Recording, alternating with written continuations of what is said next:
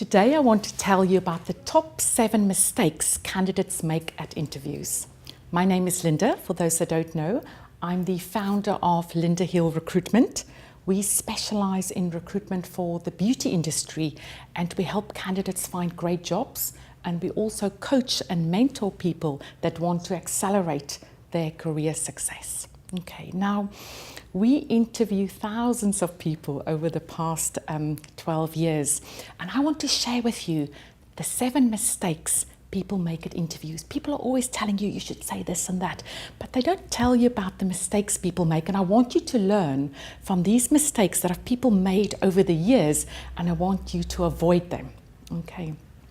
Now, the first mistake people make is not realizing the importance of first impressions. Now, you've got 7 seconds to make a great first impression. And if you get it wrong, it takes a lot of positive experiences to change around the person's perception of you. Now, if you're going for an interview, you don't get a lot of other goes. You've got one shot to get it right. So you've got to make the most of it. Now, the interview doesn't start in the room with the person that interviews you. It starts actually at the front door, the minute you walk in, because afterwards, the person interviewing you will say to their colleagues, "What did you think of Linda?" Now, say for instance, I walked in, I was nervous, I was thinking, I wonder where I'm going, I didn't make eye contact, I didn't smile. The person's going to report back that I wasn't very engaging, I wasn't very friendly, and quite honestly, they didn't rate me. Okay, that is going to be the feedback. And I didn't even speak to them. So your non-verbal communication is just as important as what you say. Okay, and it's important to remember, especially when you're nervous, which is normal when you go for an interview, to put your shoulders back, to put a smile on your face. Because if you smile, let's all smile. If you smile, you're perceived as friendlier and it relaxes you a little bit. Okay, so when you walk into the company for the first time, put your shoulders back, put a smile on your face, and walk in with confidence, even though you feel a little bit scared and even though it is a little bit daunting. If you do that, you will appear more self-assured and more confident. Okay, and it's important to dress for success. Okay, you want to be looking the part, and if you're not sure what to wear, always err on the side of caution, of being a little bit more conservative than maybe something that's going to distract the person that is interviewing you. Okay, so first impressions is really important, and you get one chance and you've got to make the most of it. Now, the second mistake people make is they don't research the company. A popular question you'll get is, "What do you know about our business?" Or, "Why do you want to work for us?" Now, if you haven't done your homework, you wouldn't know what to say, right? So you've got to go and research the company. The last thing a company wants is to think you've just thrown your CV out there and just hope something will stick. But also for you, you want to do your research because you want to establish, is this the place where I want to work? Is this the place for me? Is this the company for me? Is this the culture for me? Is this going to be a good fit for me? Only when it's a good fit, you are going to be happy and you are going to stay. Okay, so you want to do your research on the company to give you a better chance to make an informed decision. If you're being offered the job, is this the right position for you as well? And can you see yourself there? And ultimately, will you be happy there? Will you be able to make a difference and add value to the company? Okay, so always do your research before you go for the interview. Now, the next mistake people make is saying they want to learn. Now, of course, learning is great and you want to progress, okay? But in interviews, often I find people concentrate on what they don't know, okay? They say, I haven't done that, but I'm willing to learn. And I haven't done this, but no problem to learn. I'll pick it up quickly. I'm a quick learner. The more you say it, the more the interviewer will think, oh my gosh, so many gaps in her education. Why am I going to take her on? Because there's so much that she doesn't know. Focus instead of what you do know and what you can do well. Okay, and then you'll be more of an asset to them instead of them thinking, you know what, we're not a training provider, we're not a training company, so we can't really afford to spend so much time with this person to get them up to speed. Okay, so focus on your strengths and things you can do.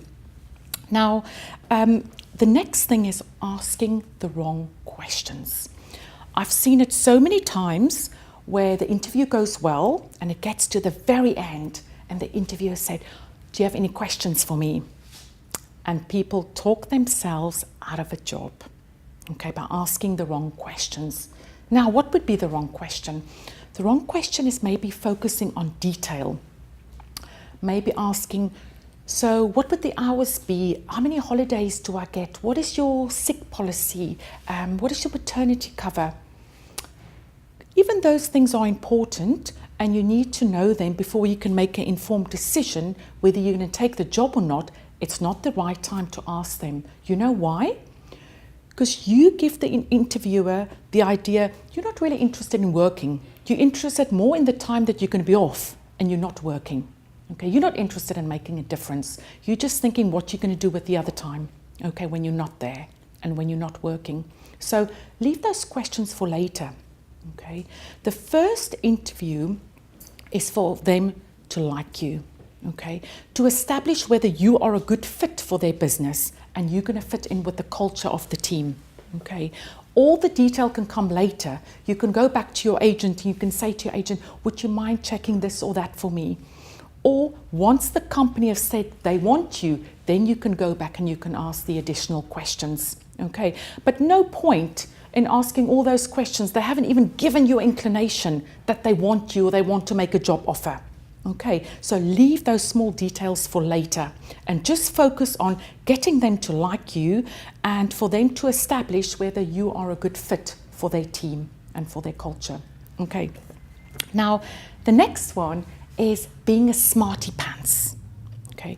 What I mean by that is sometimes people will challenge the person interviewing them, okay? Leave that alone. You've got to go with the interview. Let them dictate the pace. Let them ask the questions, okay?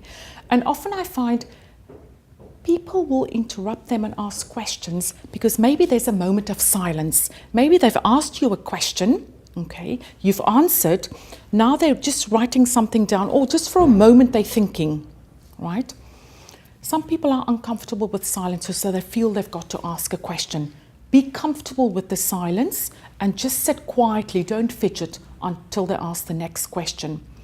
You don't bring the interview to a close. Wait for the person interviewing you to bring the interview to an end, okay? At the end of the interview, don't make the mistake of saying, oh, when can I expect to hear from you? Okay? All you want to say is, thank you for your time. I appreciate it. Okay? You can go back to your agent and say, do we know when we're going to hear back? Or you can follow up later with the email. But for that moment in time, you just thank them for their time and you don't put any pressure on them when you're going to hear back from them. Okay?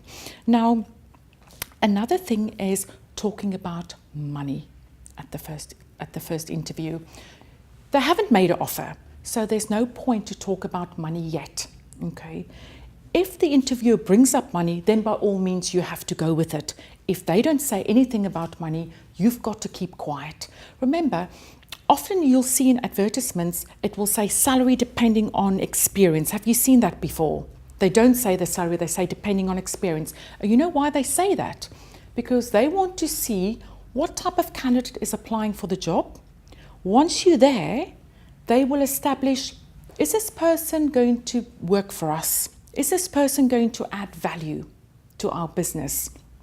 And then afterwards, once they've weighed up all the pros and cons, then they have a better idea of what salary they can offer you.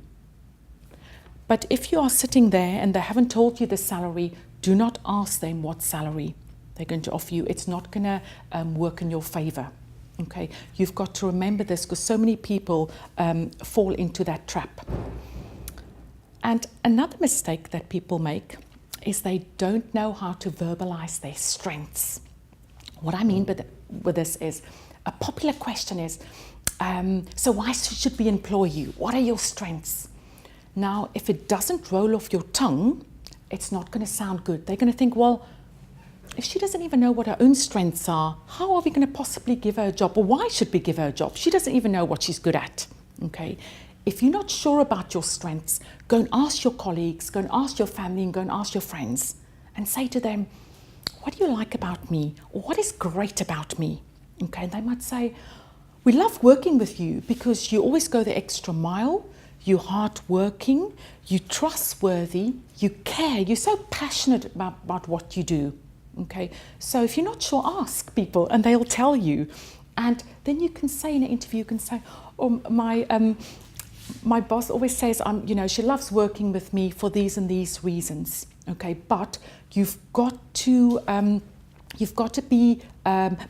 memorize it basically, and it's got to roll off your tongue. Because if you think, let me think, why me? What are my strengths? It's not going to help you. Okay, it's got to roll off your tongue, and you've got to come across as positive, and you've got to come across as confident. But remember, there's a fine line between being confident and coming across as cocky. Okay, but you want to appear confident, to say to them, this is the reason I think I'd be an asset to your business, and these are my strengths. Okay, and remember, your family and friends and colleagues, they know how great you are. Okay, but a potential new employer, they don't know you.